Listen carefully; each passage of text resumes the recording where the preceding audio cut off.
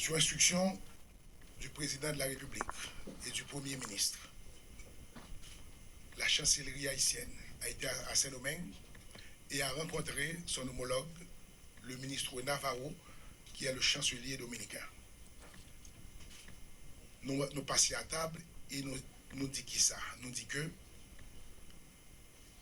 le problème n'est pas la déportation, dans la mesure que c'est un droit que la République dominicaine gagne, que tout pays gagne d'ailleurs, d'assainir la caillou du point de vue migratoire.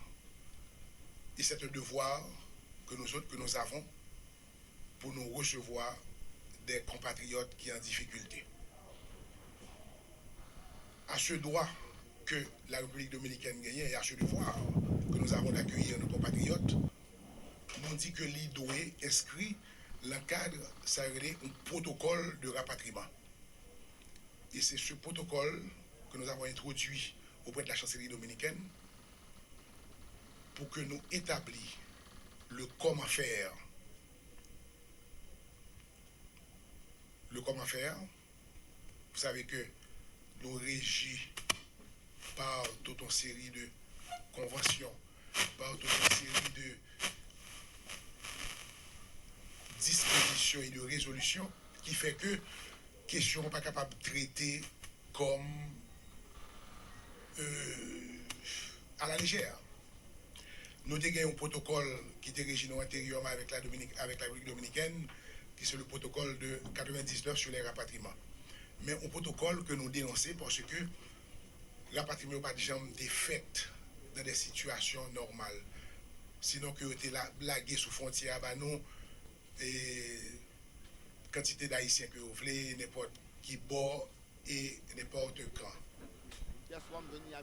C'est ainsi que le protocole, ça, nouveau protocole là que nous remettons là, nous tenons compte d'une série de bagages, c'est des paramètres qui sont très importants.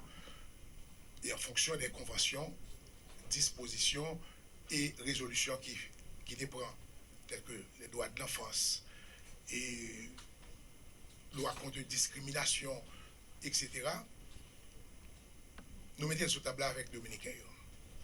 Entre eux, hier et le 6, M. Navarro sera pas au prince.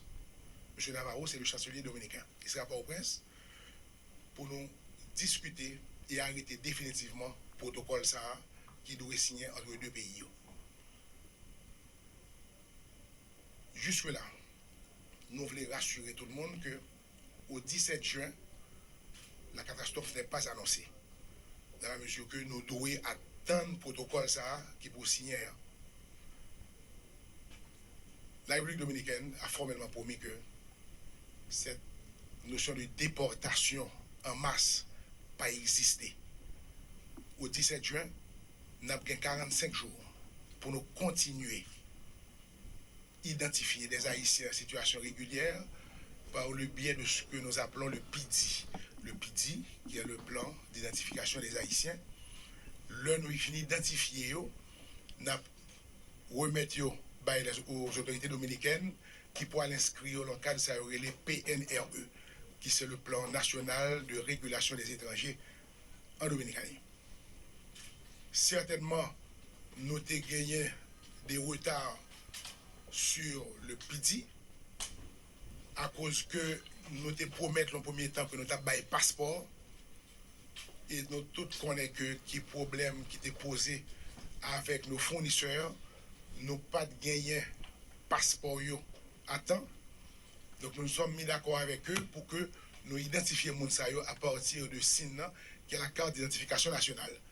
Que les Dominicains étaient d'accord avec nous ça, parce que l'idée, c'est d'identifier ces Haïtiens en situation irrégulière et eux-mêmes pour inscrire le plan national de régulation des étrangers. Nous attendons l'arrivée de M. Navarro avant d'aller à la CELAC qui aura lieu à Bruxelles cette année, qui réunira les chefs d'État. Si le besoin se fait sentir,